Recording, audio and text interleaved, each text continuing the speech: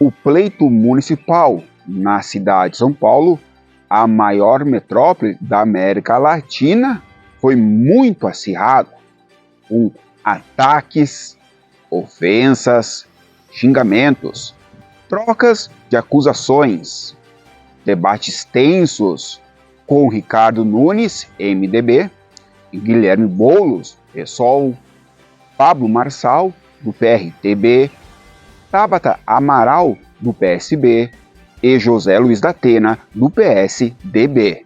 A gente pode perceber que dessa vez as pesquisas acertaram, né?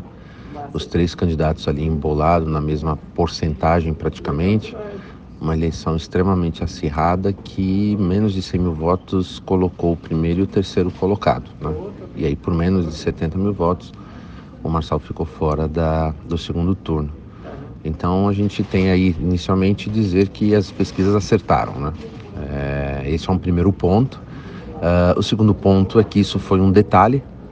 Então qualquer ação que algum dos três tenham feito pode ter ocasionado na ida para o segundo turno ou ter ficado fora do segundo turno. Então não dá para a gente saber, não tem uma temperatura adequada sobre isso, mas a gente pode dizer que, por exemplo, talvez a fake news do Marçal com aquele laudo falso contra o Boulos pode ter deixado ele fora dessa pesquisa, desse segundo turno.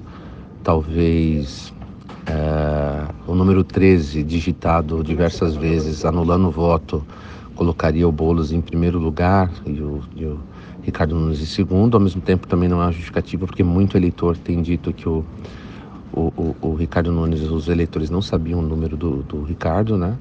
Então foi uma eleição decidida muito no detalhe, muito no detalhe mesmo, mas ficou no segundo turno o político tradicional, né? Os políticos tradicionais, os partidos tradicionais acabaram indo para o segundo turno e o Marçal então ficou de fora. O segundo turno na cidade de São Paulo ficou entre Ricardo Nunes, MDB, e Guilherme Boulos, do PSOL.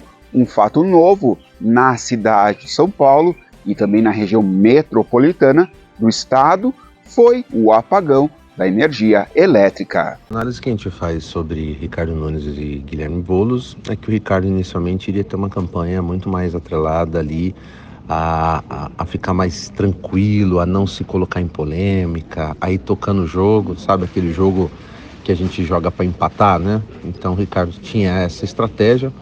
Com a questão da energia elétrica, da Enel, isso veio à tona, colocando ele num cenário de confronto direto. Então, essa posição que ele tomou de ir para cima, de acusar o governo federal, juntamente com o Tarcísio, eu entendo que é uma estratégia inteligente, né? Ao mesmo tempo que o Boulos também usa a estratégia de colocar ele como culpado, que também é uma estratégia interessante. E a gente pode perceber que na pesquisa ele caiu 4 pontos, né? A pesquisa de hoje, inclusive. Só que, curiosamente, esses 4 pontos não foram para o Boulos. Então, assim, talvez isso tenha migrado para um eleitor que não vai votar ou também até um voto nulo, né? O que, se a gente for colocar votos válidos, não altera em nada a eleição do Ricardo. Ele continua com uma vantagem importante aí. Um pleito municipal que também recebe atenções para o futuro das eleições em 2016 no âmbito nacional. O que a gente pode dizer é que a 2026 já começou, né? O que a gente pode dizer é que de fato tem sim esse enfraquecimento da esquerda, não significa que ela está morta, mas ela sai muito fragilizada desse processo eleitoral. Não foi uma eleição que a gente imaginava que teria um protagonismo das duas figuras aí de Bolsonaro e Lula. Ambos tiveram aí um ambiente ali onde eles não se colocaram muito à disposição de seus candidatos, né? Tiveram uma participação muito morna no processo eleitoral, mas a gente vê que o centro e a direita foi vitoriosa sim, principalmente se a gente levar em consideração o PSD do Kassab, que elegeu a maioria das prefeituras, e na sequência você vê ali o MDB, tradicional MDB, que sempre teve muitas prefeituras. O que a gente pode perceber é que o campo do centro-direita está surgindo aí, talvez, algumas lideranças, né?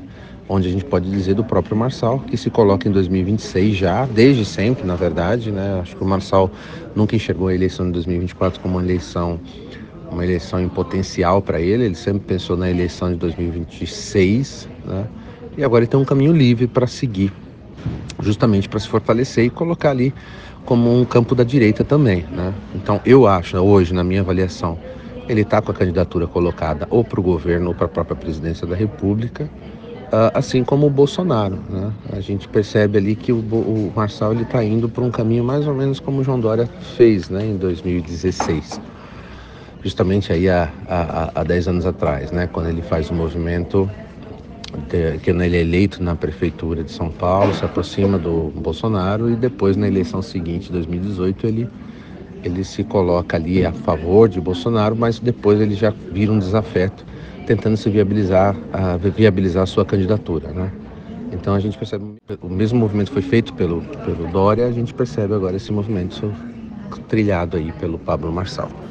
O horário de votação, domingo, dia 27 de outubro, das 8 horas da manhã às 17 horas, horário de Brasília.